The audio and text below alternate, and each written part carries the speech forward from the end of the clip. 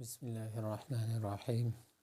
نننی ټاپک زمونږ د ماس او انرژي equivalence کوم equation دی د einstein په هغې باندې او د هغې سره related example او assignment دی.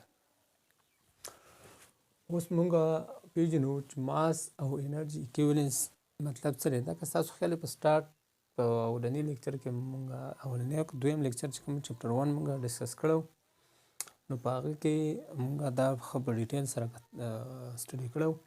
نو په زیات تفصیل ګورئ لیکچر نمبر فرست یا سیکنډ چپټر فرست کوم لیکچر دی نو بیا په هغه کې دا په ډیټیل سره چیک کړئ. نو اوس ماس او انرژي اکویولنس مطلب څه دی. نو د ماس انرژي اکویشن از ګیون بای دا چې کوم زموږ سره فیمس ساینټسټ دی einstein دا هغه پیش کړو په 1909 کې. نو لکه دا ډېر فیمس اکویشن دی. نو دا څه وایي چې E is equal to mc سکویر. په دې کې دا E موږ ته څه ښیي؟ انرژي ښیي، M ماس ښیي او C څه ښیي؟ دا سپیډ آف لایټ ښیي. اوس چې دا کومه انرژي ده دا موږ په جول کې الو، ماس به په کیلوګرام کې الو او سپیډ آف لایټ به په میټر پر سیکنډ کې اخلو. دا سی چې دی دا لیتن ورلډ دی د سیلریټس نه وتلی دی او مطلب یې څه دی؟ سپیډ آف لایټ او د دې قیمت څه دی؟ 3 کراس 10 پاور 8 میټر پر سیکنډ. مطلب دا لایټ په یو سیکنډ کې څومره سپیډ دی؟ 3 کراس 10 پاور 8 میټر. اوس دا اکویشن موږ ته څه وایي؟ This equation says that mass and energy is interconvertible. دا اکویشن موږ ته دا وایي چې ماس او انرژي به صحیح دا به یو بل ته کنورټ کیږي. لکه د دې مثال داسې دی لکه سکه ده، نو دې دا یو سایډ موږ ماس کنسیډر کړو، دا بل سایډ به انرژي کنسیډر کړو. نو دا دواړه زموږ سره څه دي؟ دا خو د سکې دوه یو مخونه دي که نه. مطلب دا ماس او انرژي څه دی؟ دا equivalent entities دي. اوس پکې دا C موږ ته څه ښیي؟ C is conversion factor that decide how much energy is lies in object. اوس دا C دا ډیسایډ کوي چې په دې object کې څومره انرژي پرته ده. ښه لکه اوس په دې باندې یو اگزامپل ورکړی دی. اگزامپل 6.4 وایي what is the energy released when 50 kg person is converted completely into energy.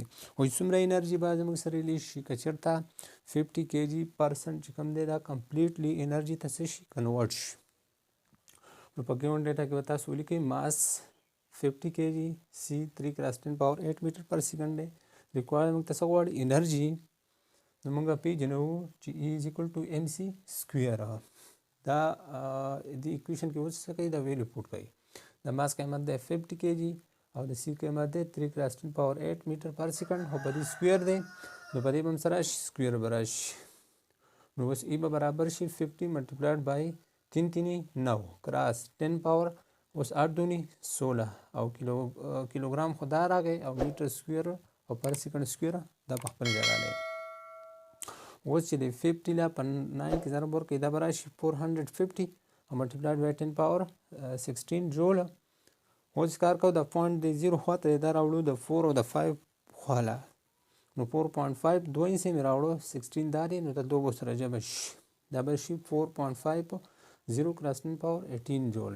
که چېرته 50 kg ماس یو سړی دی د دې دا ماس غونډ انرژي ته کنورټ شي نو څومره انرژي به راکړي؟ 4.5 ضرب 10 کی طاقت 18 جول به راکړي. ښه بل اسایمنټ 6.4 کې وایي how much energy is generated when mass of 1 gram is completely converted into energy. وایي څومره انرژي به زموږ سره جنریټ شي که چېرته 1 ګرام ماس نه دی دا موږ کمپلیټلی انرژي ته کنورټ کړو. نو ماس راکلی 1 ګرام دا ایسه یونټ ته واړوئ کیلوګرام ته نو په 1000 څه کوي؟ تقسیم کوي. 1 ډیوایډ بای 1000 kg نو دا به راشي 0.001 kg او سی قیمت سره 3 کراس 10 پاور 8 میټر پر سیکنډ.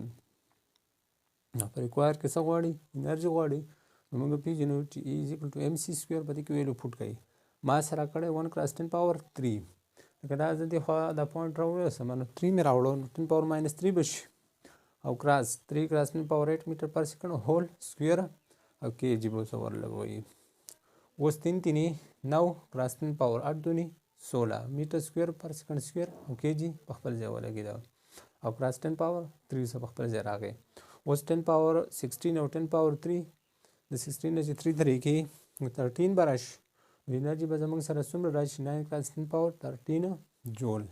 دومره انرژي که چېرته یو ګرام ماس موږ کمپلیټ انرژي ته کنورټ کړو دا به موږ له څومره انرژي راکړي 9 کراس 10 پاور 13 جوله.